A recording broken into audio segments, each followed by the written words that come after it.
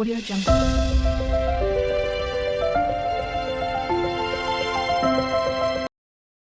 Hi friends, இன்றைக்கி இந்த வீடியோவில் ஈவினிங் டு நைட் என்னோட டே இன் vlog தான் பார்க்க போகிறோம்.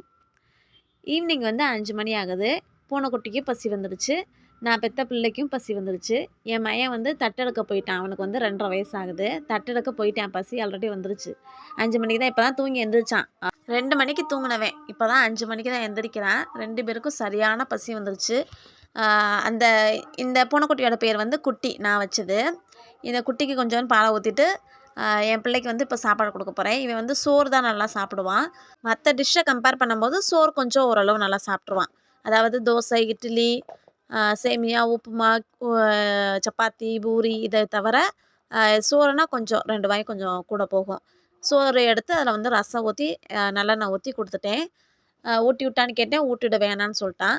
சரின்ட்டு எனக்கு இப்போ நான் டீ வச்சிட்ருக்கேன். அதை அவனாகவே சாப்பிட்டா தான் அவனுக்கு ஃபுல்ஃபில் ஆகும். அப்போனா தான் அவன் இதாக இருப்பான். அதனால் சரி நீயாவே சாப்பிட்டுக்க அப்படின்னு விட்டுட்டேன். சார் உட்காந்து சாப்பிட்டுட்ருக்காரு. அதுவும் எதை பார்த்துட்டு, டோரா புஜ்ஜி பார்த்துட்டு சாப்பிட்டுட்ருக்காரு.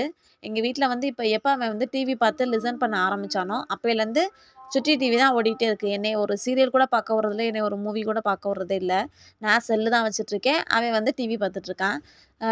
பொதுவாக குழந்தைங்களுக்கு செல்லு காட்டக்கூடாது அப்படின்னு சொல்கிறாங்க. நம்மலாம் இந்த மாதிரி சின்ன பிள்ளைல சுட்டி டிவி, டோரா புஜ்ஜி பார்த்தா நம்மலாம் வளர்ந்துருப்போம். அதனால் செல்லு பார்க்குறத விட இப்படி டோரா புஜ்ஜி பார்க்குறது பெட்டர் அப்படின்றனால நான் சரி போ அப்படின்னு நான் அவனுக்கு பார்க்க விட்டுட்டேன். சாப்பிடும்போது பார்த்துட்டு தான் இருப்பான். ஒரு சில நேரம் சொன்னா ஆனால் சாப்பிட்டுக்குவான் ஆட்டோமேட்டிக்காக. என்ன அவன் வயிற்றுக்கு ஃபுல்ஃபில் ஆகுதோ அது வரைக்கும் அவனாகவே சாப்பிட்டுப்பான். அந்த விஷயத்தில் ரொம்ப டார்ச்சர் பண்ணுற பையன்லாம் கிடையாது. ரொம்ப சமத்து பிள்ளை தான், நல்ல பிள்ளை தான். எனக்கு இப்போ நான் டீ ஊற்றிக்கிட்டு இருக்கேன். டீ குடித்தா தான் அந்த ஈவினிங் ஓடும். ஆனால் டீயை கண்ட்ரோல் பண்ணணும்னு நினச்சிட்ருக்கேன். கண்ட்ரோல் பண்ண முடியல. காமியா, நான் இப்போ வீடியோ எடிட் பண்ணிகிட்ருக்கேன். அதில் காமின்னு சொல்கிறாரு. இப்போ இந்த வாயெல்லாம் என்ன ஒட்டிக்குன்னு பார்த்தீங்கன்னா பஞ்சாமிர்தம். சார் பஞ்சாமிர்தம் சாப்பிட்டுட்ருக்காரு. வாயெல்லாம் பாரு, பஞ்சாமிர்தம் ஒட்டியிருக்கு. ஐயா ஐயா,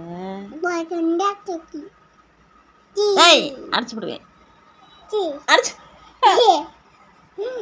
நீ தான் பண்டிகா இருக்கேன்னா என்னையும் பண்டிகாக்குறியா? இம்சையா இருக்கு. 23ஆம் புலிகேசி மாதிரி மீசை இருக்குது பாரு. ஒரு பக்கம் மட்டும் மீசை வந்திருக்கு, இன்னொரு பக்கம் மீசையை காணா. இதுதான் அவனை பிடிச்சி கிண்டல் பண்ணிட்டு இருந்தேன். அவனை எடுத்து பேசுவான், நம்மளை எடுத்து பேசுவான். நல்லா ஜாலியாக போயிட்டு இருந்துச்சு. ஈவினிங் நான் அவன் பஞ்சாமிர்தம் சாப்பிட்டான். சாப்பிட்டு முடித்த கையோட சரி எப்படி வேணால் வளர்ப்பு கைகாலம் வச்சு கழுவி விட்டுக்கலாம் அப்படின்ட்டு நானும் விட்டுட்டேன், சாப்பிட விட்டுட்டேன். அதுக்கப்புறம் நெக்ஸ்ட்டு நைட்டுக்கு என்ன சமைக்கலாம் அப்படின்னு பார்க்கும்போது ரசமும் சாப்பாடு இருந்துச்சு.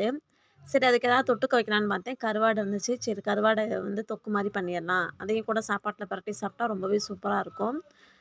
சரின்னு நானும் என் பையன் தான், பெரிய பையன் ஊருக்கு போயிட்டனால நானும் என் பையனை மட்டும்தான், சின்னவன் மட்டும்தான் இருக்கோம். அதனால் அவன் என் கூடயே தான் ஓட்டிக்கிட்டே இருந்தான். கதவை நான் சாத்திட்டேன். நைட் நேரம்னால வெளியில் விடுறதில்ல. கதவை சாத்திட்டப்போ என் கூடயே உட்காந்து காய்கறி நறுக்கிறது எல்லாத்துமே நைன்னு சொல்லிக்கிட்டே ஏதாவது ஒன்று பேசிக்கிட்டே இருந்தான். நீ பாட்டுக்கு பேசிக்கிட்டே இரு அப்படின்னு பாதி அவனுக்கு எப்படி ஒரு தக்காளி பக்கமாக உள்ளே போயிடுச்சு. ஏம்மா சாப்பிட்றேன்னு என்கிட்ட வாங்கி வாங்கி சாப்பிட்டுட்டு இருந்துச்சு. சரி சாப்பிட்டுக்கப்போ, நீங்கள் சாப்பிட்டது மிச்சந்தே நமக்கு குழம்புக்கு அப்படின்ட்டு நானும் விட்டுட்டேன். சாப்பிட்டு சாப் பண்ணி முடிச்சிட்டேன். இது குட்டியூண்டு கட்டை. இந்த கட்டை இதுதான் என்னோடய சாப்பிங் போர்டு.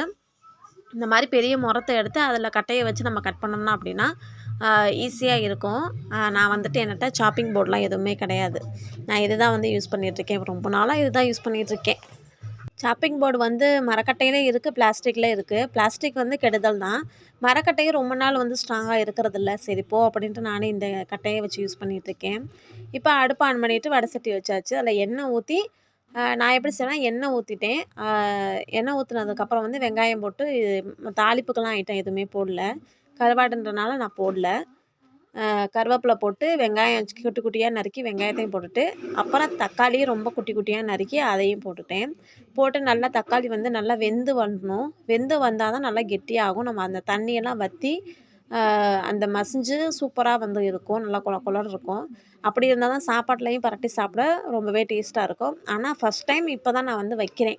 கருவாடுன்னே இப்போ தான் நான் வைக்கிறேன். ஏன்னா கருவாடு ஐட்டம் பக்கம் நான் போகமாட்டேன். முன்னாடி நான் ஆல்ரெடி சாப்பிட மாட்டேன். அதனால் நான் கருவாடு பக்கம் போகிறதில்ல. எங்கள் வீட்டுக்காரர் தான் சமைப்பார். இப்போ நான் இப்போ பிள்ளைங்க பிறந்ததுக்கப்புறம் கொஞ்சம் கொஞ்சமாக சாப்பிட ஆரம்பிச்சிட்டேன். 1, 2 எடுத்துக்கிறது. அதனால் சரி நம்ம சமைப்போம் அப்படின்ட்டு நான் இப்போ சமைக்க ஆரம்பிக்கிறது. எங்கள் வீட்டுக்காரர் எப்படி செய்வாங்களோ அதை மாதிரி நான் செஞ்சிட்ருக்கேன் அவ்வளோதான். அந்த கருவாடோட தலையெல்லாம் கிள்ளி எறிஞ்சாச்சு. ஏன்னா அதில் மண் இருக்கும். அப்புறம் 2 வாட்டி கழுவிட்டு அதுக்கப்புறம் தான் வந்து கருவாடை வந்து சேர்க்கணும். இது வந்து என்ன கருவாடு பேர்லாம் தெரியாது. எங்கள் வீட்டுக்காரருக்கு எல்லா பேரும் தெரியும்.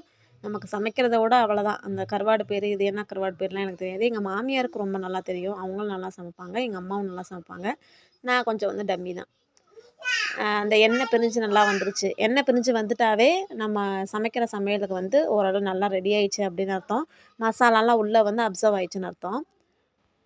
ஓகே ஃப்ரெண்ட்ஸ், இன்றைக்கி என்னோட ஈவினிங் டு நைட் டைம் இப்படி தான் போச்சு. நெக்ஸ்ட் வீடியோவில் உங்களை நான் சந்திக்கிறேன். மறக்காமல் என்னோட சேனலை சப்ஸ்கிரைப் பண்ணிக்கோங்க. நமக்கு தெரிஞ்ச நல்ல விஷயங்களை 4 பேருக்கு சொல்லிக் கொடுக்குறதுல எந்த தப்புமே கிடையாது. Bye friends. ஏதோ சென்டிமெண்டா கேக்குறானே, போடா போகுதுண்ணே, ஒரு குத்து குத்துண்ணே, அப்படியா?